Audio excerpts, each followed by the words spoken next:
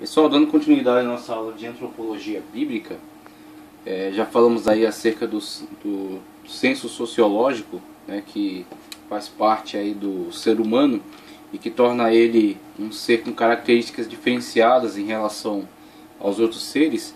E damos sequência à nossa análise falando acerca do senso de moralidade, tá certo? E o termo moralidade como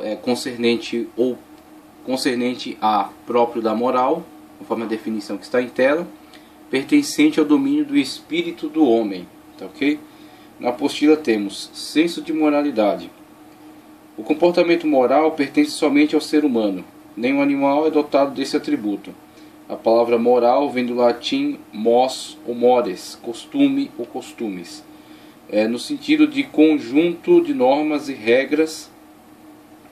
ou regras adquiridas por hábito. A moral se refere assim ao comportamento adquirido ou modo de ser conquistado pelo homem. O homem foi criado por Deus, dotado de livre-arbítrio, com poder para dizer sim ou não à tentação e consequentemente ao pecado. O homem faz ponderações em relação às atitudes que deve tomar, e isso torna ele diferente dos animais que agem movidos por instinto.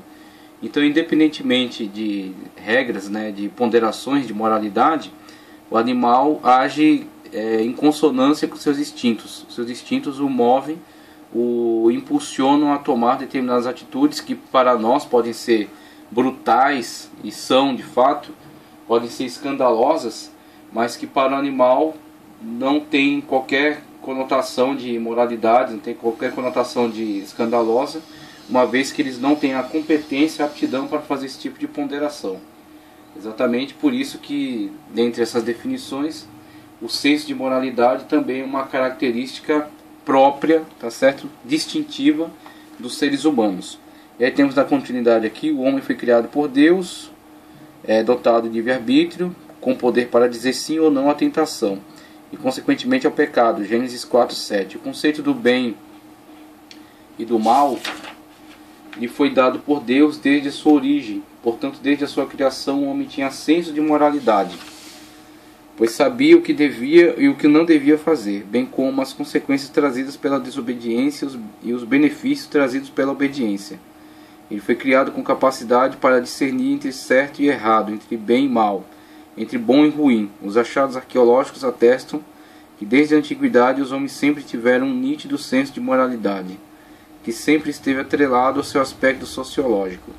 Assim, o conceito de pessoa moral se aplica apenas ao sujeito enquanto parte de uma coletividade. Aristóteles dizia que o homem não pode levar uma vida moral como indivíduo isolado, mas como membro da comunidade. Por sua vez, porém, a vida moral é um fim em si mesmo, mas a vida moral não é um fim em si mesmo, mas condições ou meio para a vida verdadeiramente humana, a vida teórica, na qual consiste a felicidade. Sem a comunicação, isto é, a capacidade do ser humano de entrar em contato com o outro, nenhum de nós seria humano. A nossa responsabilidade expressa-se nessa relação com o próximo. O nome indica a natureza do fato, capacidade de responder por atos e palavras. Isso acontece porque o homem é mais que um mero indivíduo, é pessoa, consciência própria, aliada à determinação própria. Então temos aí, dentre as características, aquilo que rege a vida do homem em sociedade, o seu poder de comunicação, a sua interação com outros indivíduos que pertencem à sua classe e as regras que regem o bom relacionamento entre esses indivíduos, que dizem a ele que deve respeitar, tá certo, o seu próximo, que não deve matar o seu próximo senão por motivo de autodefesa, que deve zelar, tá certo, por uma boa convivência, por uma situação que seja agradável a todos em comum. E aí vemos que esse senso de moralidade, na verdade, ele se sobrepõe às leis escritas, conforme a gente já abordou até no senso sociológico, se aproximam bastante a esses conceitos.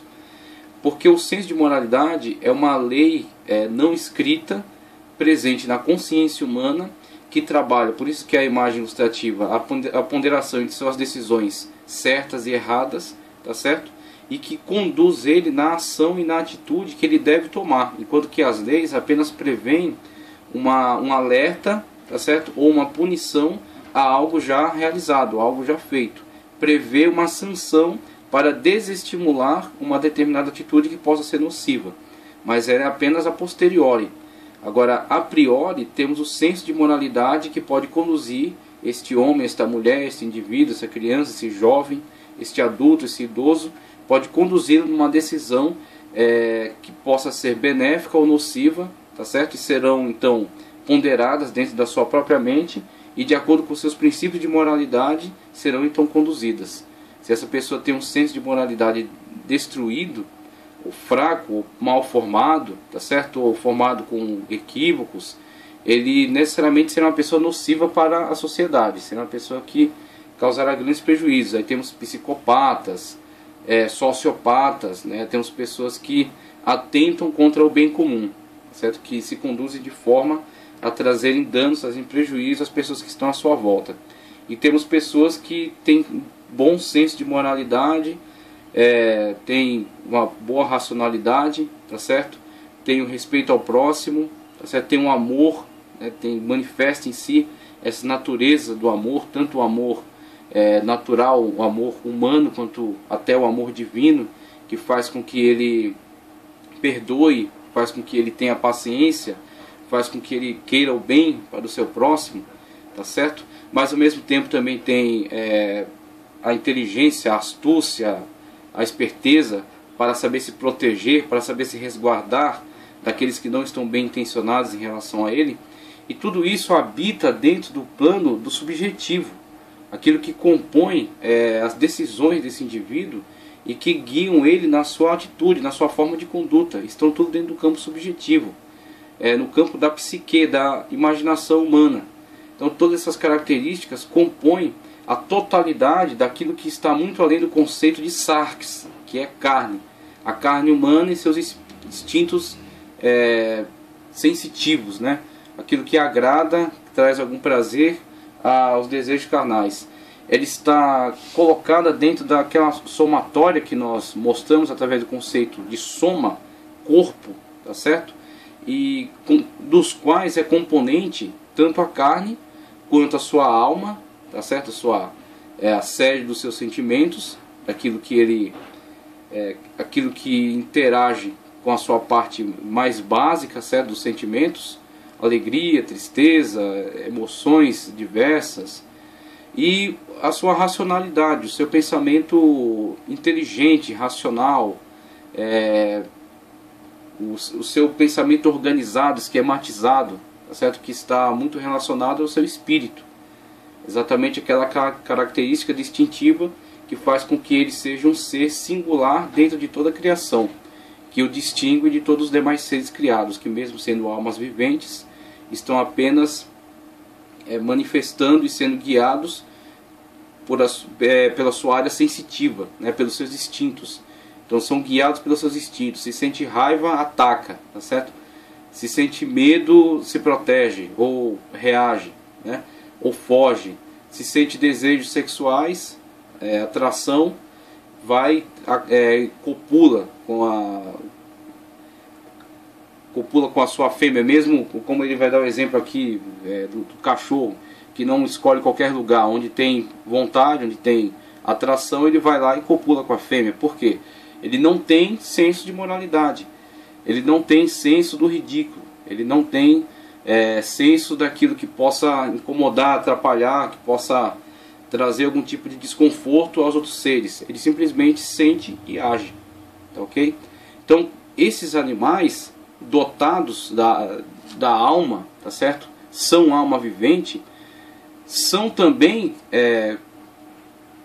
participam junto com o homem de todas essas características de criação, só que se diferenciam dele em relação a não serem dotados daquilo que faz do homem diferente deles. Aquilo que faz do homem, da mulher, do ser humano, uma criatura divina, uma criatura vinda de Deus. Tá ok? Quando Deus diz, façamos o homem a nossa imagem conforme a nossa semelhança. O doutor de características que o distinguem desses demais seres, que agem por instinto, somente a partir da sua parte sensitiva. Então o ser humano tem poder de tomar decisões que possam levar em consideração uma ponderação acerca das suas atitudes e que possa, por exemplo, visar o bem tanto dele quanto dos demais que estão à sua volta e criar regras e sistemas que possam guiar bem essa convivência, né? Regras de comportamento, regras de autodefesa, regras de autocontrole. O homem se autocontrola, mesmo com os seus instintos, ele os domina, tá certo? Para que não venham a constranger, não venham a prejudicar outras pessoas. Então o senso de moralidade é mais importante do que a lei, porque a lei pode prever uma sanção à pessoa que abusa de uma mulher, por exemplo, no metrô. Então se abusar, se a pessoa constranger, né, esta mulher, se a pessoa agredir essa mulher através de uma abordagem sexual dentro de um vagão do metrô, no sentido de tentar se aproximar, tocar, tirar fotos, como vimos aí no jornalismo, apresentou algumas vezes, a lei prevê alguma sanção, mas o que pode conduzir este homem numa atitude de rejeição a esse tipo de ação é o senso de moralidade. A lei prevê uma sanção, pode ter essa sanção, né? Pode ter cadeia, pode ter multa, indenização. Todavia, por causa das falhas nessa sociedade que está se deteriorando, vemos que a lei não tem sido aplicada da forma correta, ou até a lei tem sido amenizada, tá ok? Exatamente por causa da perda do senso de moralidade dos órgãos que são responsáveis pela produção das leis. Então, diante da perda de moralidade dessas pessoas, vem o abrandamento, por exemplo, das leis. Por causa da perda de moralidade dos órgãos judiciários, vem também o abrandamento da aplicação da lei. Então vemos que todo o desmantelamento da ordem social decorre da perda do senso de moralidade. Um manancial que alimenta o senso de moralidade na nossa sociedade ocidental é a Bíblia Sagrada. A Bíblia Sagrada nos dá regras de conduta e nos dá também um senso de punição. O homem não toma determinada atitude não porque esteja escrita na lei, porque ele nem conhece a lei. Ele toma ou não esse determinado tipo de atitude porque ele tem medo da punição e porque ele tem desejo da aprovação.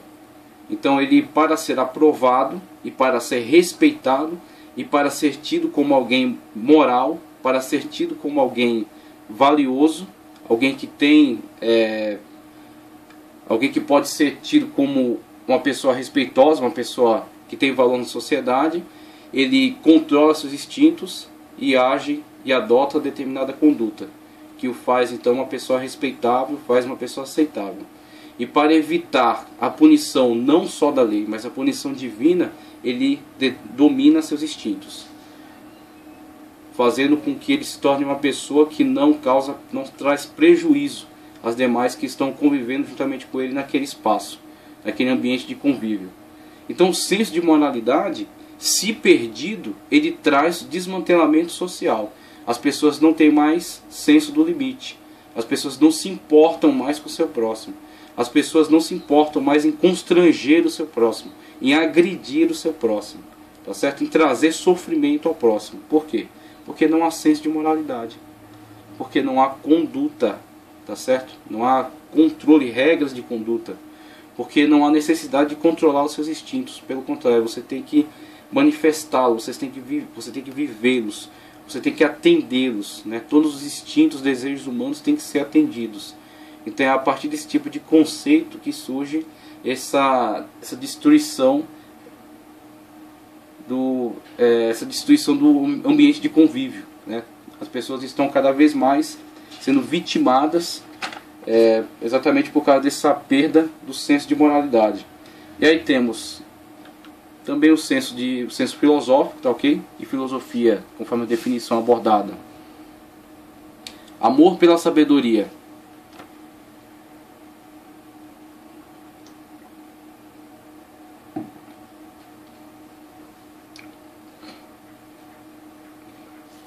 Amor pela sabedoria, experimentado apenas pelo ser humano consciente de sua própria ignorância.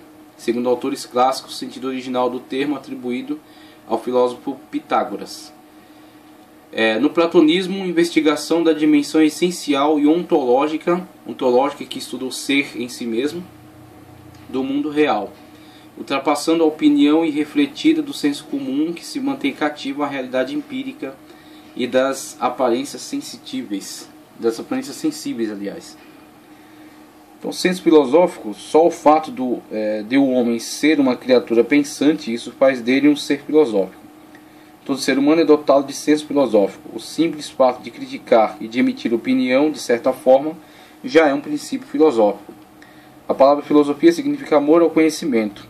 E qual é o ser humano que não ama saber? O homem está sempre procurando meios para desvendar os mistérios que lhe rodeiam. Ele está perguntando a si mesmo quem é ele, de onde vem e para onde vai. Isso é filosofar. Quando um crente pergunta a seu pastor quem fez Deus, ou por que Deus criou o diabo, ele está filosofando. Até as crianças informadas com o não saber são indagadoras. Até a fé deseja saber. É que a fé tem isso dentro dela, a curiosidade. Ela quer saber de si mesma. Isso também é filosofar. O homem, mesmo ignorante, quando é arrebatado da rotina da vida, indaga a si mesmo sobre a significação da vida e do destino. Isso faz dele um ser filosófico. Essas qualidades não são encontradas em nenhum animal, mesmo nos mais inteligentes. Então temos a filosofia, onde o homem confronta-se com a sua própria pessoa. Então vemos aí essa questão subjetiva, nessa questão metafísica da filosofia. O homem confronta-se a si mesmo, inclusive a sua própria ignorância. Então a sua ignorância diante de toda uma gama de possibilidades de conhecimento, de saber, a qual ele ama e deseja adquirir, deseja compreender, deseja desvendar, deseja investigar. E essa investigação, muitas das vezes, ele se vê insípido, né? Ele se vê insuficiente diante de todas essas tantas possibilidades. Com isso vemos o homem dotado de senso filosófico e, através desse senso filosófico, também diferenciado dos demais seres que o rodeiam, tá ok? Os seres simplesmente vivem, simplesmente existem, simplesmente prosseguem na sua forma de existência. Não vêm por que fazer uma autoanálise, não vêm por que refletirem acerca de seus atos. Eles simplesmente agem, tá ok? Movidos pelo instinto, pela necessidade, né? Pela luta, pela sobrevivência. Então vemos aí como diferencia-se esse ser que trabalha dentro do campo filosófico. Também, finalizando, a questão da religião. Atributos humanos, atributos que fazem o homem ser diferente dos animais. Religião, crença na existência de um poder ou princípio superior, sobrenatural, do qual depende o destino do ser humano e ao qual se deve respeito e obediência. Postura intelectual e moral que resulta dessa crença. Então, o senso de religiosidade, conforme abordado aqui no tema, mesmo no paganismo primitivo, o homem sempre mostrou ser uma criatura religiosa. Seus atributos espirituais lhe dão o desejo da busca do divino. Nunca se ouviu dizer e nunca se ouvirá que algum animal fosse flagrado adorando alguma espécie de Deus. Por outro lado, o esforço arqueológico tem provado que o homem, desde o mais primitivo, em busca de satisfação espiritual, sempre adotou alguma espécie de Deus. Até hoje observamos essas aberrações até mesmo em países bastante desenvolvidos. Na China se adora um dragão, no Japão se adora uma raposa, na Índia se adora a vaca e vários tipos de animais. Mas que adoram. Mas o que leva o homem a sentir desejo de adorar alguma divindade? A Bíblia diz que Deus criou o homem à sua imagem conforme a sua semelhança. Gênesis 1:26. E o que quer dizer isso? Imagem e semelhança de Deus no homem. Existem 3 teorias que se esforçam para explicar essa questão. Uns entendem que a imagem e semelhança de Deus no homem é física. Outros entendem que se trata da capacidade para dominar o mundo. Mas a tese que mais prevalece é a imagem racional, moral e espiritual. Pois de toda a criação somente o homem foi dotado desses atributos. Isso feito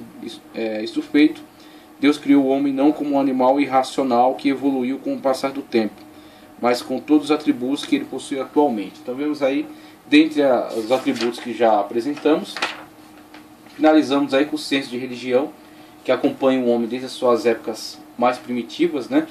Desde as pinturas rupestres, quando vemos aí as sociedades que viviam em cavernas, já manifestavam, já expressavam e tratavam de deixar registrado isso por meio de desenhos, os conhecimentos que haviam adquirido, a sua vida em sociedade, o seu cotidiano e também a sua religiosidade, a forma como expressa a sua religiosidade.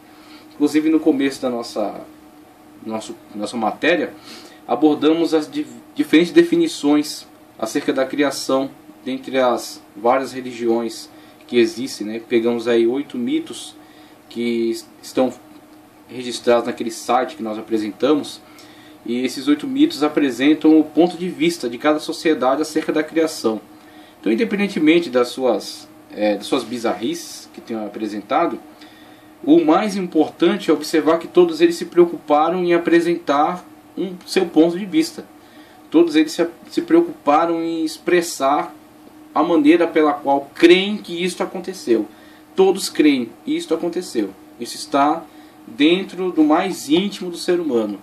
A criação, o ser divino, o ser superior, a inteligência maior, que por meio do seu poder, por meio da sua sabedoria, por meio da sua graça, trouxe todas as coisas à existência, né? Tudo veio a existir a partir tendo origem neste ser. Então, as diferentes formas de apresentação desse ser decorrem dos diferentes ambientes, desenvolvimento, complexidade ou mais simplicidade, problemas até de pedagogia que eles querem incutir, às vezes, nessas lendas, né, trazer algum elemento de ensinamento para os homens, né, transmitir por meio de tradição este ensinamento, mas todos eles têm essa preocupação, e essa preocupação é típica do homem.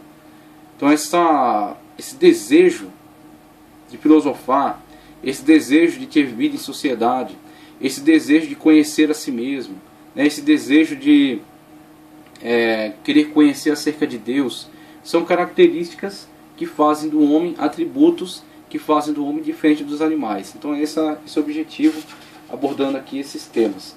Então, passando adiante, vamos agora sobre conceitos sobre a origem do homem. Conceitos sobre a origem do homem.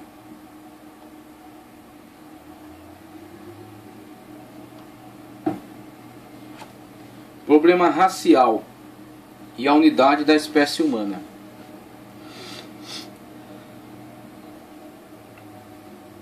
O problema racial e a unidade da espécie humana.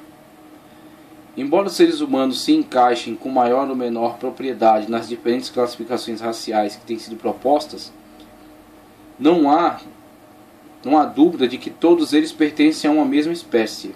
Veja, por mais diferentes que sejam, pertencem a uma mesma espécie, tá ok?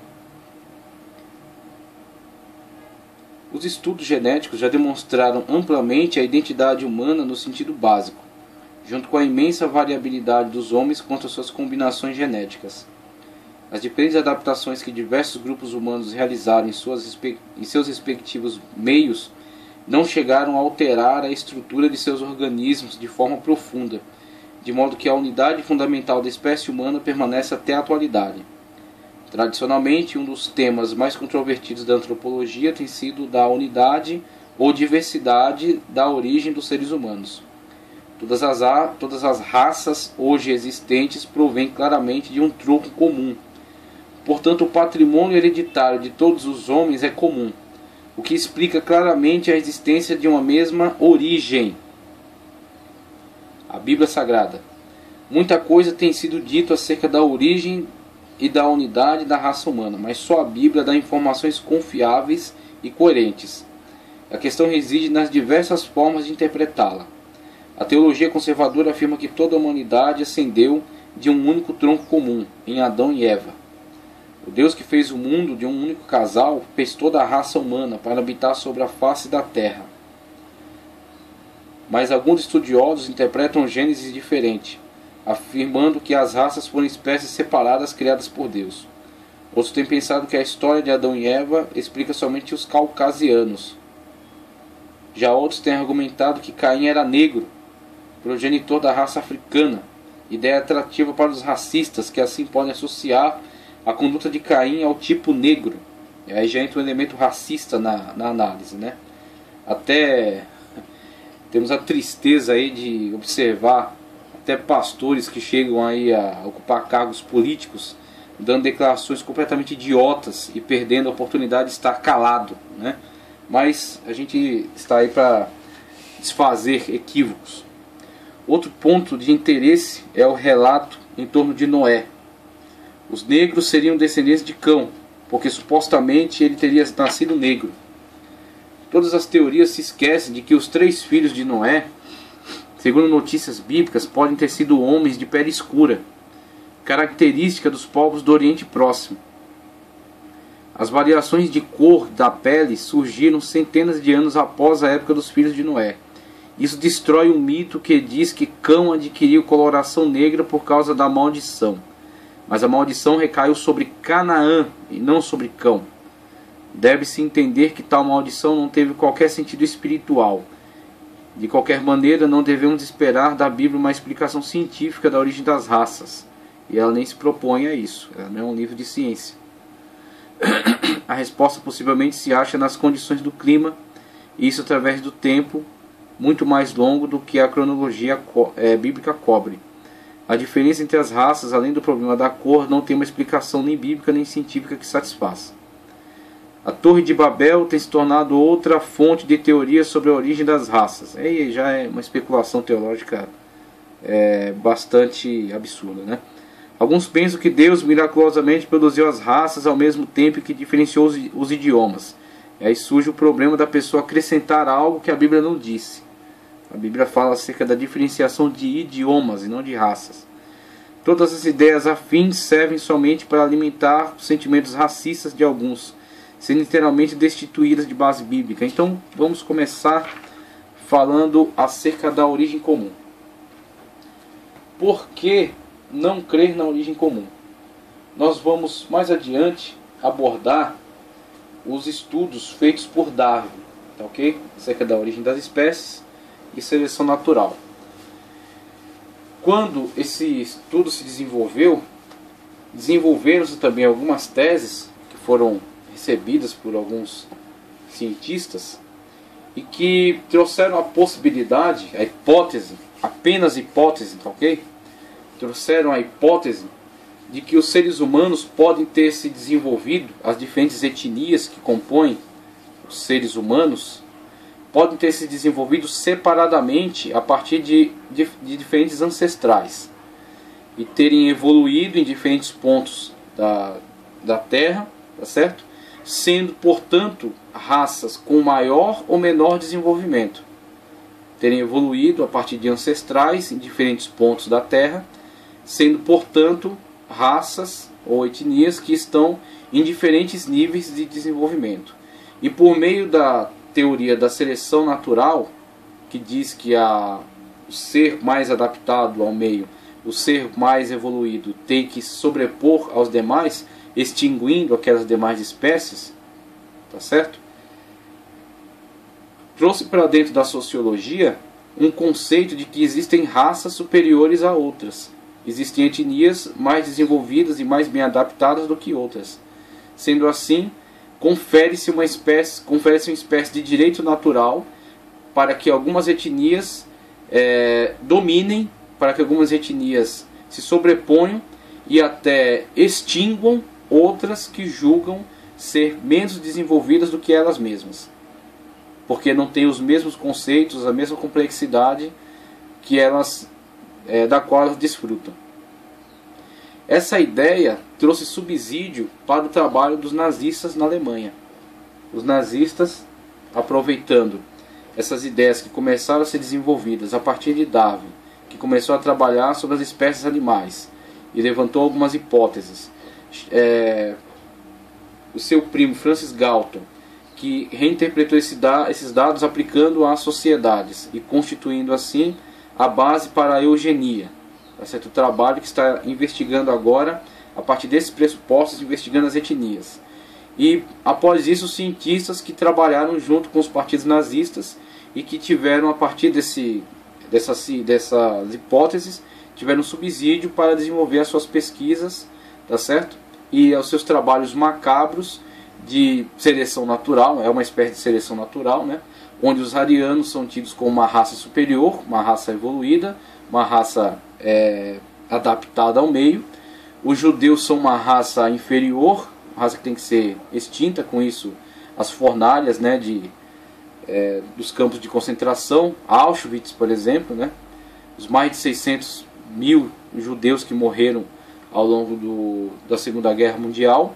E não somente isso, mas todo deficiente mental, homossexual, negro, polonês, pessoas de diferentes, com problemas físicos, com problemas mentais, ou simplesmente com diferenças étnicas, que eram tidos como pessoas inferiores, alimentados por esse subsídio, por essas hipóteses, tá ok? Então vemos aí essas possibilidades. E de outro lado temos o que? Primeiro, a revelação bíblica. O que a revelação bíblica nos mostra, nos aponta como a origem da humanidade? Primeiro, o homem tem um paradigma que é superior a si. Enquanto nesta antropologia praticada por Charles Darwin, temos o paradigma humano sendo buscado num ser inferior a si, um símio, tá ok? Um macaco. Temos na tradição bíblica, na revelação, o paradigma humano sendo colocado a partir da deidade. Então o homem é formado do pó da terra, com isso o homem tem uma comunicação com todos os demais seres. Como os seres também foram feitos do pó da terra, o homem foi feito do pó da terra. Tá certo? Todavia, o homem foi feito especificamente por Deus, enquanto Deus disse em relação aos outros seres: a terra produza seres viventes, os mares produzam seres viventes. Em relação ao homem, disse: façamos o homem. E após dizer façamos o homem, também disse: façamos o homem à nossa imagem, conforme a nossa semelhança. E aí temos que Deus soprou na narina, soprou no nariz do homem, e ele passou a ser alma vivente.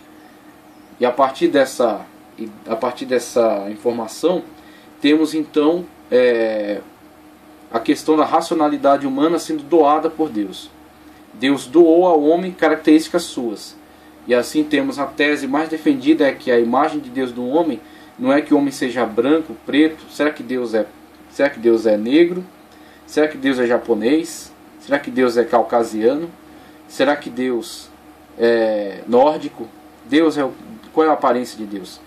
E aí temos que esse tipo de tese é obscurantista, né? Esse tipo de tese não faz sentido, não justifica-se.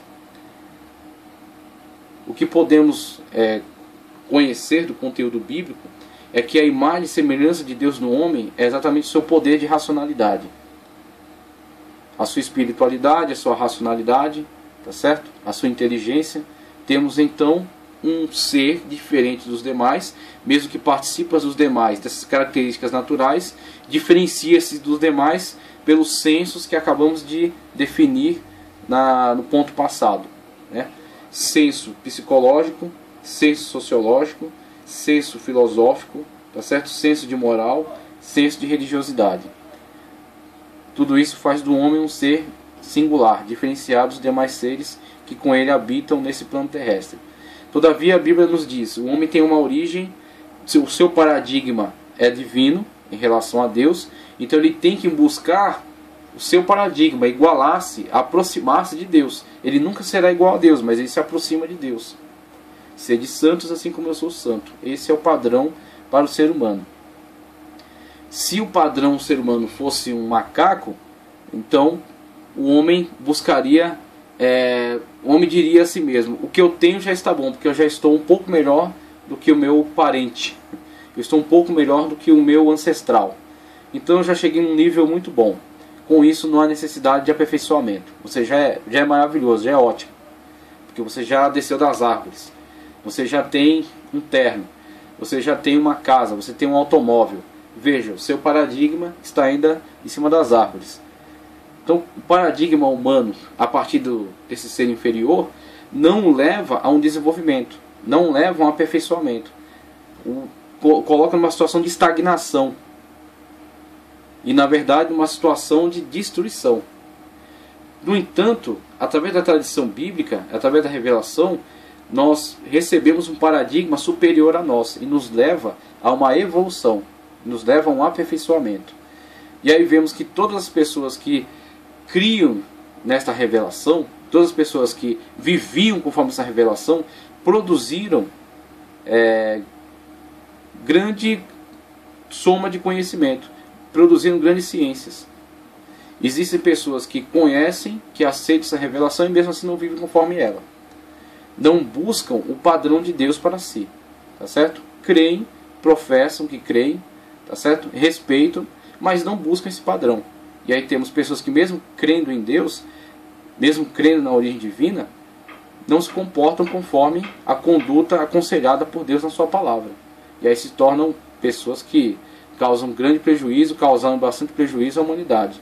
Mas existem pessoas que creem e também buscam para si o padrão divino, conforme a Bíblia. E o padrão divino é ser de santos conforme eu sou santo. O padrão divino é ama teu próximo como a ti mesmo. Ama a Deus acima de todas as coisas. Então pessoas que creem e também adotam para si o paradigma do padrão divino, eles estão em desenvolvimento, estão em evolução e eles têm contribuído, gerado conhecimento para a humanidade, gerado ciência, tá certo? E aí temos os grandes nomes da ciência, eram exatamente pessoas que tinham este paradigma para a sua vida. Pessoas que não negavam a existência de Deus. Pessoas que viviam para a glória de Deus. Faziam alguma coisa para a glória de Deus. E assim temos os grandes nomes da ciência. Newton, Galileu, Copérnico, Einstein. Tá ok? Pessoas que adotavam este paradigma. Agora, olhando por esse outro paradigma, esse outro lado, temos pessoas que infelizmente na sua continuidade geraram destruição. Geraram coisas nocivas, extremamente nocivas para o homem. E aí, a partir dessa questão da origem racial, temos a revelação do homem ter um paradigma divino. O homem ser uma criatura que tem em si características de Deus, a imagem e semelhança de Deus, a partir da racionalidade. Depois, a questão da unidade.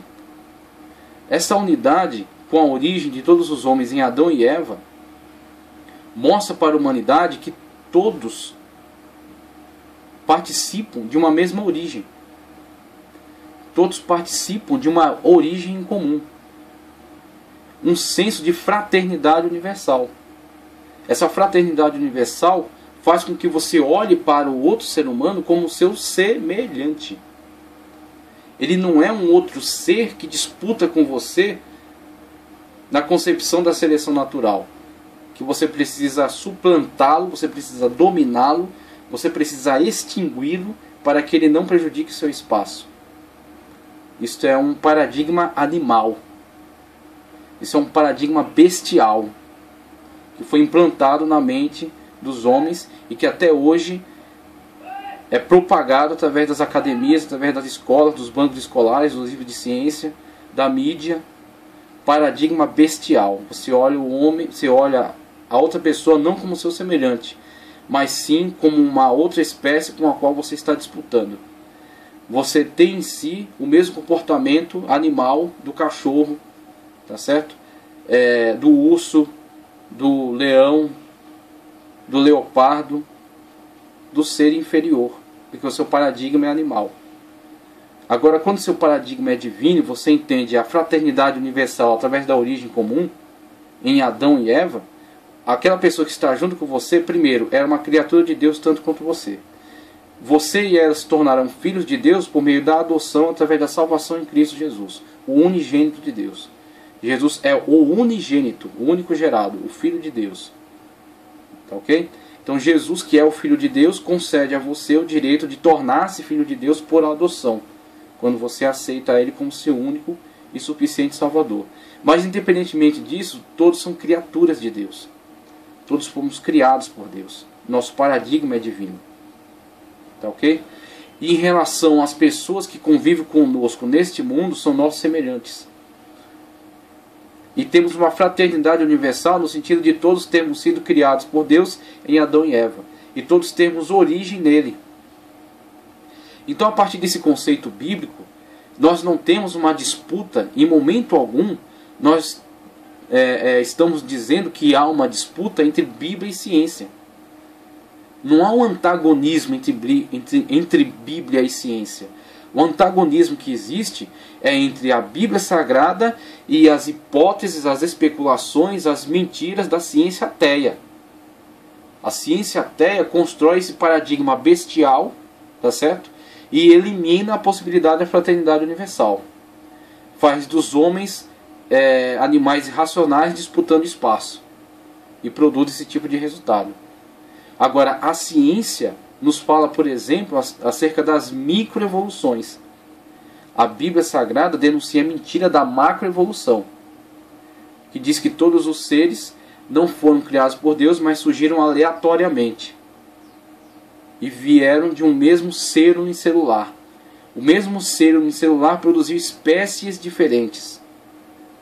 E isso nunca foi provado. Não há evidências. Agora, há evidência sim de que a espécie, tá certo, sofreu modificações ao longo do tempo, adaptações ao meio. Então temos a espécie pássaro, diferentes tipos de pássaro, e até um mesmo tipo de pássaro com características diferentes conforme o local em que ele é encontrado, porque ele adapta-se ao meio no qual vive. A mesma lógica pode se estender também ao ser humano. O ser humano tem uma origem comum. Qual é? Adão e Eva. De Adão e Eva, a partir daquela genealogia transmitida por tradição, através da Bíblia Sagrada, podemos ter uma noção do desenvolvimento da sociedade humana, chegando até Noé. Com isso temos um cataclisma, que foi o dilúvio, que aliás é documentado por diversos povos em diferentes locais do mundo, que têm as suas narrativas acerca de dilúvio. Com isso temos, por exemplo, diferentes povos falando acerca de um Noé. Temos, por exemplo, o mito, se eu não me engano, se é sumério ou babilônico, não me recordo agora, eu acho que é sumério, falando acerca do Utnapishtim. É o Noé deles, é a perspectiva narrativa deles acerca de Noé. E algumas pessoas podem dizer, veja a falsidade dessa narrativa, existem diversos Noés. E eu digo para você, veja a veracidade dessa narrativa. Há diferentes versões acerca de Noé. É tão real e foi tão universal que diferentes nações, diferentes povos têm a sua narrativa acerca desse personagem. É o seu ponto de vista. É como você pegar a cena de um crime e várias testemunhas. Cada testemunha tem a sua perspectiva. Assim foi a questão do dilúvio. Um grande acontecimento e diversas testemunhas dando as suas versões. E assim temos a questão do dilúvio na ótica de diferentes povos. E depois do dilúvio, o personagem de Noé com a sua família, Sem, Cão e Jafé. Quando você analisa a Bíblia Sagrada, a história tal qual foi relatada, você consegue desmistificar algumas tolices e algumas narrativas vinculadas a conceitos racistas que são implantados nela. Por exemplo, a questão da origem da raça negra. Alguns, com má intenção, distorcem a narrativa, tentando implantar nela, incutir nela o seu pretexto para a justificação do racismo. Quando vemos acerca da narrativa de Noé, em momento algum, a Bíblia nos dá qualquer pista de que houvesse ali uma diferenciação racial. Todos os três são filhos de Noé. Então, como veio a diferenciação de raças? Inclusive, o próprio teólogo aqui, ele trata de deixar um alerta com relação àqueles que olham para Noé e os seus personagens a partir da ótica de Hollywood. Então, a ótica hollywoodiana coloca um Noé caucasiano e filhos brancos, sendo o cão apenas a exceção, colocando o cão como o negro da história, tentando incutir já a justificação para o racismo. E aí o teólogo alerta aqui, talvez todos eles fossem negros. Talvez todos eles tivessem pele escura. Tá certo? Característica dos povos de regiões quentes, Palestina. tá certo? Na verdade, Oriente Médio, né? O Grande Oriente Médio. Não somente a região da Palestina, o Grande Oriente Médio. Então ele traz essa hipótese aqui. Agora, além disso, nós trazemos a questão que a própria ciência fornece, não de forma definitiva, porque não há uma tese final para isso aqui, mas apenas uma possibilidade. Mas a própria ciência nos fornece um subsídio falando acerca das microevoluções. O que é uma microevolução? Uma pequena diferenciação dentro da própria espécie, com uma adaptação ao meio. Então, por exemplo, a cor da pele. O que é a cor da pele no ser humano? Melanina. A reação da melanina à grande incidência de raios solares, como uma forma de proteção contra o câncer. Proteção do corpo humano, da pele humana, contra a grande incidência de sol. E quando não há grande incidência de sol? A ausência da reação da melanina. E assim temos a pele branca, a pele amarela, a pele parda, que já é uma questão de miscigenação, de mistura, a pele negra, e temos pessoas com a pele, com a melanina, uma grande reação de melanina, assim, uma cor negra mesmo, escura, e aquilo sendo então uma reação e uma proteção da pele humana. Temos então uma desmistificação de toda essa tolice racista acerca da origem da raça negra em cão, somente como consequência de uma atitude moral tomada por esse personagem. Isso deveria ser sabido por esse pastor que deu essas declarações infames, né? Aí vemos a questão da maldição. A maldição contra cão em virtude do seu comportamento. Na verdade, essas narrativas, elas trazem para nós, elas são como que uma referência para nós acerca das consequências dos atos. A questão, como o próprio teólogo colocou aqui também, não é uma questão espiritual. É uma questão muito natural. A atitude de reverência e de irreverência, essa é a questão. Sem Jafé, atitudes de reverência. Mesmo diante da falha do pai, ao tomar muito vinho, embebedou-se, despiu-se dentro da sua tenda, e aquele flagra que deram a ele nu, gerou em Sem Jafé uma atitude de reverência, tanto que eles entraram de costas e cobriram o pai, e geraram em Cão uma atitude de irreverência, de tal forma que ele esqueceu toda a autoridade de seu pai e zombou dele. Ele passou a ter uma atitude de irreverência diante do seu pai. Ele não soube sanar aquela situação e continuar respeitando o seu pai e a autoridade que ele tem. Ele agiu de uma forma irreverente. Então veio aquela maldição, e a maldição cai sobre Canaã. Agora veja, a maldição de Cão e a consequência em Canaã é do ponto de vista do narrador. O narrador é Moisés. Muito daquilo que Moisés colocou nas páginas do Pentateuco, Gênesis e a continuação, principalmente Gênesis, onde estão essas narrativas, veio para ele por tradição oral, tá? Veio para ele por tradição oral, veio para ele talvez alguma tradição escrita, muito rara, talvez, tá? Não há evidências, e principalmente revelação, tradição oral, talvez alguma tradição escrita. Lembre-se de que ele estava sendo preparado para ser, ele era filho da filha de Faraó, tá certo? E ele estava sendo preparado para governo no Egito, para estar pelo menos ao lado do monarca. Então ele tinha acesso a muita informação. Então ele tinha acesso a informação acerca de diversos povos. Então temos tradição oral, temos alguma tradição escrita, mas principalmente revelação.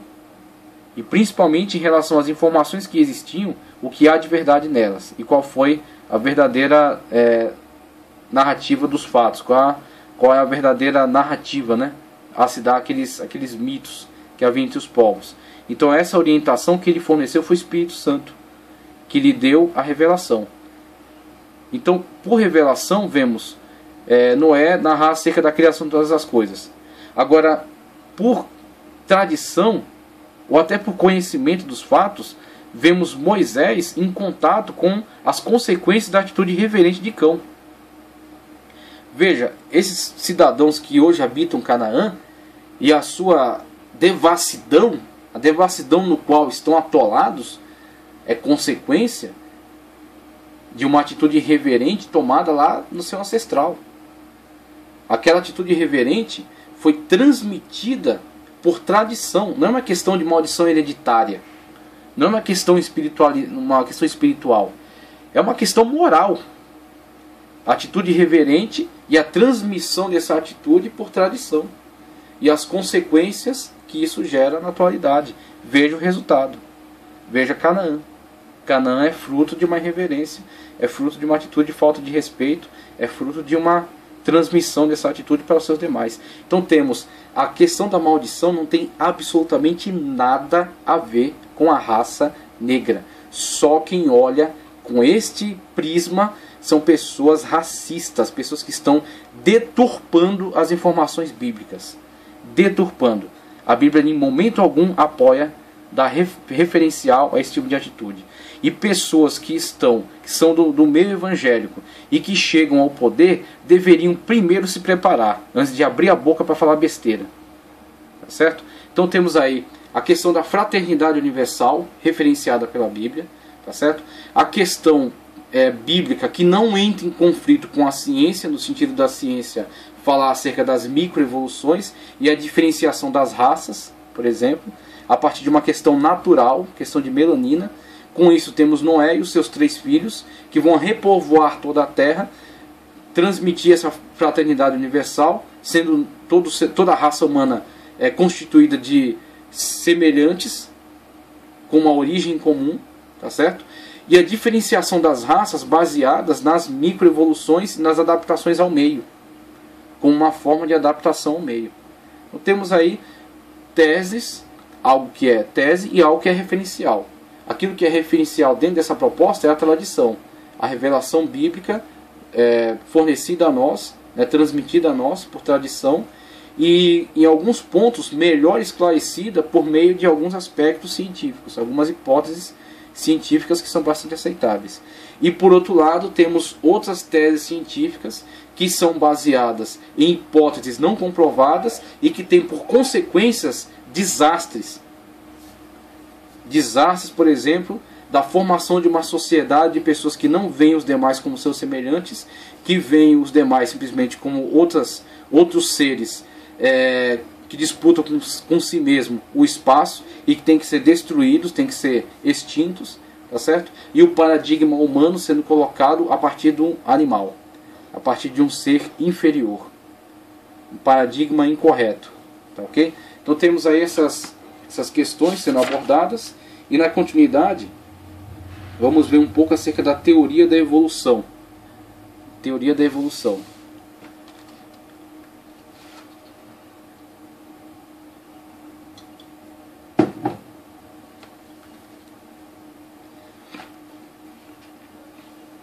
A tradicional teoria da evolução é explicada em 3 áreas básicas. A origem do universo, que explica como, por acaso, o universo veio existir, sem orientação, tá? Por acaso. A origem da primeira vida, que explica como a auto-organização da molécula se tornou em células produtivas. Veja, auto-organização.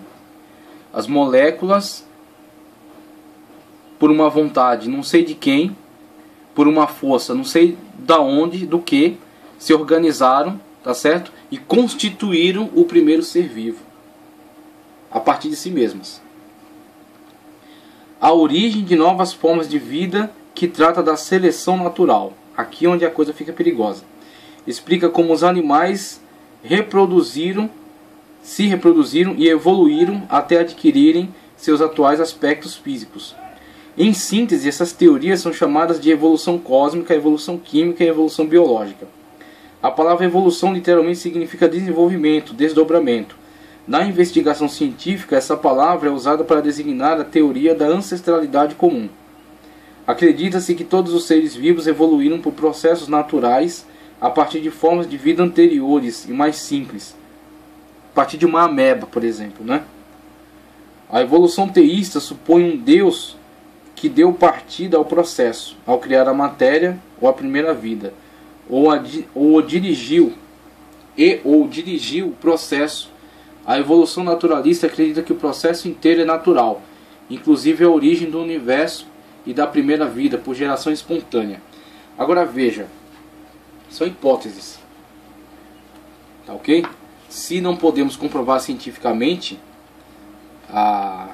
o criacionismo, tá certo? Os relatos bíblicos, se não podemos comprová-los cientificamente, eles pelo menos são uma hipótese. Agora, o evolucionismo, a teoria da evolução, desde seus 3 pontos aqui, como a origem do universo, da primeira vida e a seleção natural, também são hipóteses. E são hipóteses extremamente questionáveis. E vamos ver aqui, não sei se nessa aula, mas na próxima, uma lista gigantesca de pessoas gabaritadas, pessoas com formação em biologia, com formação em antropologia, com formação em biogenética e que são questionadoras da possibilidade da teoria da evolução. Então são pelo menos 2 teorias, são pelo menos 2 hipóteses. Todavia, nos bancos escolares, por causa das classes dominantes que hoje tentam impor esse tipo de conceito científico, desde o início da Idade da Razão, tá certo? Do Iluminismo, a Idade da Razão, o Humanismo, essas lideranças têm povoado aí os governos, têm implantado seu conceito de vida, seu conceito de ciência e têm imposto essas teorias. Sendo assim, a teoria da evolução de Charles Darwin nos bancos escolares e acadêmicos, ela não é só uma teoria, ela é um dogma intocável, como se fosse uma verdade revelada. Então temos aí uma teoria sendo colocada como uma verdade definitiva. E veja quais são as fundamentações dessa teoria. Primeiro, o universo veio do nada. Isso é, conforme outros conceitos próprios da ciência, impossível. Por exemplo, o princípio matemático. Então temos o universo, surgiu do nada, tá certo? Depois da explosão chamada Big Bang, quando toda a matéria estava reunida, acumulada, houve a explosão chamada Big Bang, causada não sei porquê. Houve a expansão do universo. Dessa expansão, a organização dos sistemas, né? As galáxias. E nas galáxias, o sistema solar. E no sistema solar, a Terra. Tá certo? E na Terra, que durante muito tempo foi uma massa incandescente, o esfriamento vem aí depois os grandes oceanos, e nos grandes oceanos o surgimento da vida. E aí temos o segundo ponto, a origem da vida, como se deu? Ao acaso. Quer dizer, todos os componentes de uma célula, eu não sou médico, tá? Eu não sou biólogo, então eu não sei definir essas coisas com a linguagem que eles empregam. E aliás, eles pensam que por terem todo esse domínio dessa linguagem técnica, eles têm também o domínio da verdade absoluta. Preste atenção, você tem um cérebro, você tem massa cinzenta dentro da sua cabeça. Você não ganha o cérebro quando você entra na faculdade. Você não ganha o cérebro quando você ganha um diploma. Você já o tinha. A diferença é se você usa ou não. Então se você tem um cérebro, você tem massa cinzenta, ponha ela para funcionar e analise essas questões. Analise a partir da sua própria inteligência, não a partir da inteligência dos outros. Você não precisa chamar um especialista para te fazer pensar. Pense por você mesmo. Então, com relação a isso, vejam. Primeiro, o universo surgiu do nada. Depois, a vida nesses grandes oceanos, a célula com seus componentes, o citoplasma, a mitocôndria, tá certo? A membrana, o núcleo, o código genético, tudo isso se reuniu sem orientação e também sem nenhum impulso externo, sem nenhuma inteligência, passou a funcionar. Gerou a primeira molécula de energia. Porque temos ali, mesmo que nós tivéssemos os componentes que fossem gerados, não sei pelo que, mas que se encontrassem no mesmo lugar, como aquilo funciona? Quem deu o primeiro funcionamento? Quem ligou a máquina? Então, não temos explicações, temos somente teorias. A vida surgiu do nada e depois a seleção natural, que é as formas de vida, conforme foram brigando na sua luta pela sobrevivência na seleção natural, os mais fortes extinguiram os mais fracos, ganhando então o direito à vida, o direito à existência. E aí, através desses conceitos, temos a formação dessa teoria. E essa teoria sendo colocada como uma regra absoluta, sendo colocada como um dogma. Então a questão, o problema não é existir, o problema é a sua imposição. Ok? Então, damos continuidade a isso na próxima aula.